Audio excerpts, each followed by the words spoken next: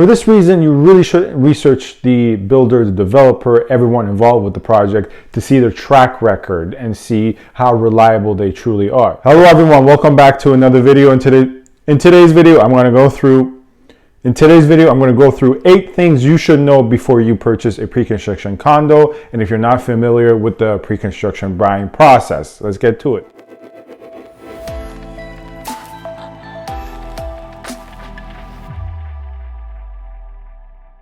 Hello everyone, this is Sam from SaberiSixRealEstate and Remax Realtron Realty Inc. As always, you can find my contact information in terms of my office, my Gmail, and my Instagram in the description box. Feel free to get in touch with any questions you have about the Toronto GTA real estate market at large, or if you want to chat about real estate or whatever questions you have about the industry. As well, subscribe, comment, and like this video. It would be much appreciated if you happen to enjoy and watch my videos. If not, don't do any of those things. Give me a bad review, dislike, unsubscribe. I'm always open to honest feedback. 8 things you may not know about buying a pre-construction condo, and if you're not familiar with the entire process, especially as a first-time home buyer. Now, you may know some of the things on this list. You may know all of the things on this list, but if you know all the things on this list, then you're most likely not the intended target audience for this video. You're very well informed, so just exit out of the video.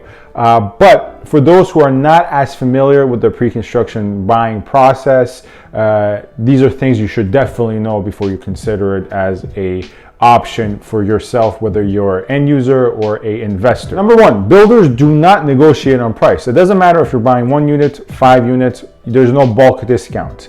If you're a master negotiator, if you have a really good real estate agent, you are not getting a discounted price, regardless of what level you get in on the project as well. For instance, if the builder is offering a 1+1 with a balcony, with a southern exposure, with a parking spot for $650K, then the $650. It's not $649, it's not $648. It doesn't matter how close you are, it is $650, and there is no negotiating on that price point. Obviously, in a resale market, when you're even talking about very brand new condos that are resale, so you're not buying it from the builder, you're buying it from another owner, whether investor or end user, as is the case with condos, detached, semi-detached, whatever property type. In the resale market, there's always negotiating on price. If you're lucky enough to work with a very good real estate agent, they're often able to knock down the price for you, within reason, obviously, right? Or if you do it yourself, if you're negotiating on your own behalf. However, unfortunately, that does not exist within the process of buying a pre-construction condo, regardless of the size of the project. You know, it's not like even with smaller projects, it's like, okay, we're going to negotiate on the unit prices. No, it never happened. Number 2, completion date is very much so tentative. Now, every time I work with a buyer who is looking to buy a pre-construction condo, I tell them this first, right? If the builder is telling you that your unit will be ready, let's say by 2024, in your mind, prepare for 2025 completion date, because it is very much so a common occurrence that the completion date is extended, right?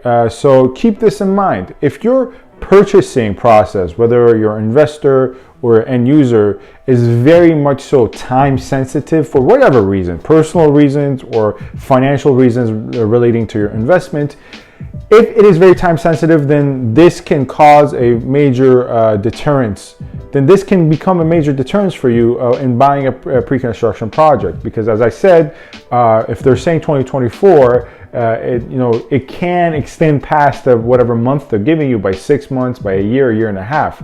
Worst case scenarios, there have been occurrences where certain projects extended the completion date by 2 years. That's not uncommon. For this reason, you really should research the builder, the developer, everyone involved with the project to see their track record and see how reliable they truly are. Well, speaking of completion date, let's go to number 3. Number 3, you are still not the owner upon completion. Believe it or not, if you're buying a unit today and the completion date is stated as December 2024, when December 2024 comes, you get the keys to the unit. You can actually go, make your bed, sleep in the unit you bought.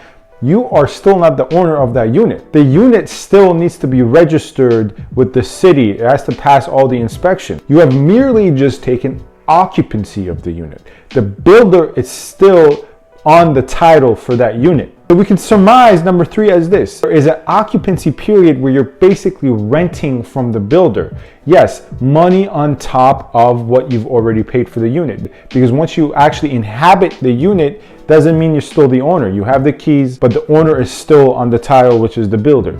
Once the building, the condominium corporation, is registered with the city, only then do you actually become the owner. And at that point, you are the owner of the unit, and the unit has closed, and the name on the title goes from the corporation of the builder to your name. But that time span between you getting the keys and moving into the unit and it getting registered with the city is called an occupancy period. In that occupancy period, you're still renting from the owner, which is the builder. Which leads us to number 4, which is that very rental money, which is we call it occupancy fee.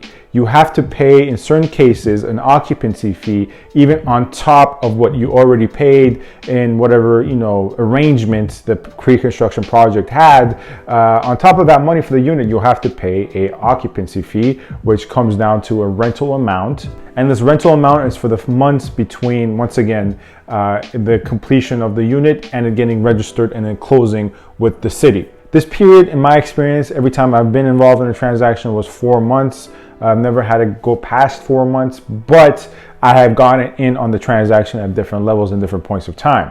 So you really have to account for those 4 months. And usually the builder wants it in post-dated checks. Number 5, once you sign on the dotted line, you go through the deposit structure, you have the deposit. If your financing falls through, your deposit is lost. So this is in sharp contrast to what happens in the resale market, right? In the resale market, let's say I'm working with you, you're a buyer.